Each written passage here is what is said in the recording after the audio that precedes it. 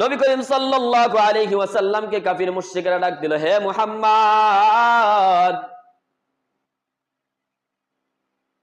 আমরা এই আনসারদের এই কৃষকদের সাথে যুদ্ধ করতে সক্ষম নই। যদি এই ব্যক্তিদের সাথে আমরা যুদ্ধ করি তাহলে এগুলো আমাদের ব্যক্তিত্বের সাথে যায় না। যেই সমস্ত মানুষেরা মক্কা থেকে সফর করে মদিনার মধ্যে গিয়েছে তাদেরকে তুমি পাঠাও। আল্লাহর হাবিব সাল্লাল্লাহু আলাইহি ওয়াসাল্লাম আল্লাহ পাক রব্বুল আলামিনের উপর পুরোপুরি ভরসা করলেন। তিনি বিশ্বাস করলেন যে যদি আমরা 300 হয়ে যাই, কাফির মুশরিকরা যদি 1000 নয় 3000 যদি হয়, তারপর আমরা বিজয় লাভ করব। নবী করিম সাল্লাল্লাহু আলাইহি ওয়াসাল্লাম হামজা রাদিয়াল্লাহু তাআলা আনহু, আলী রাদিয়াল্লাহু তাআলা আনহু এবং উবাইদা রাদিয়াল্লাহু তাআলা আনহুকে পাঠালেন। সাথে সাথে এই 3 জন বীর মাঠের মধ্যে গেলেন।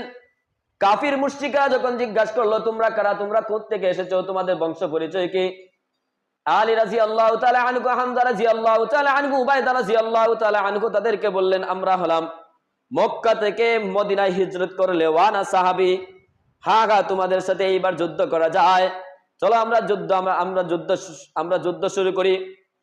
আলী রাদিয়াল্লাহু তাআলা আনহু যেই ওলীদের সাথে যুদ্ধ করলেন, আলী রাদিয়াল্লাহু তাআলা আনহু একটা আঘাত করলেন, সাথে সাথে ওয়ালিদ মাটির মধ্যে লুটিয়ে পড়ে মৃত্যু কুলে ডলে পড়ে জাহান্নামের মধ্যে চলে গেল।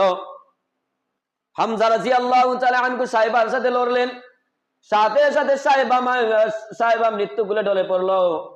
উবাইদা রাদিয়াল্লাহু তাআলা আনহু আরেকজনের সাথে লড়তে লাগলেন। কিন্তু উবাইদা রাদিয়াল্লাহু তাআলা আনহু এই যেই বাতিল পক্ষ, যেই কাফির মুশরিকের সাথে লড়তে লাগলেন, একবার উবাইদাকে আঘাত করে, একবার ওই কাফিরকে আঘাত করে, যার কারণে উবাইদা রাদিয়াল্লাহু তাআলা আনহু আহত হয়ে গেলেন। এদিকে হামজা রাদিয়াল্লাহু তাআলা আনহু এবং আলী রাদিয়াল্লাহু তাআলা আনহু দেখলেন যে উবাইদা রাদিয়াল্লাহু তাআলা আনহু একা পেরে উঠতে পারছিলেন না। সাথে সাথে ওই দুইজনকে তারা জাহান্নামের মধ্যে পাঠিয়ে আবার উবাইদা রাদিয়াল্লাহু তাআলা আনহুর সাথে এক হয়ে যুদ্ধ করে এই ব্যক্তিকে জাহান্নামের মধ্যে পাঠিয়ে দিলেন। উবাইদা রাদিয়াল্লাহু তাআলা আনহু আবার মুসলমানদের কাছে চলে আসলেন। 5 দিন পরে তিনিও জান্নাতের মধ্যে চলে গিয়েছেন। এবার শুরু হলো তুমুল যুদ্ধ। একদিকে আবু জাহেল কাফির মুশরিকদেরকে উজ্জীবিত করতেছে, তোমরা থেমে থেকো না, তোমরা জিহাদের জন্য ঝাঁপিয়ে পড়ো। ওই মুসলমানদেরকে যতক্ষণ পর্যন্ত এই জমিন থেকে নিশ্চিহ্ন না করা হয়ে যায় ততক্ষণ পর্যন্ত তোমরা পিছু হটবে না। এবার তুমুল যুদ্ধ শুরু হয়ে গেল, কে কাকে মারতে পারে। নবী মুহাম্মদ সাল্লাল্লাহু আলাইহি ওয়াসাল্লাম ওই সময় মুসলমানদেরকে ডাক দিয়ে বলেন, এ মুসলমানেরা, এখন আর বসে থাকার সময়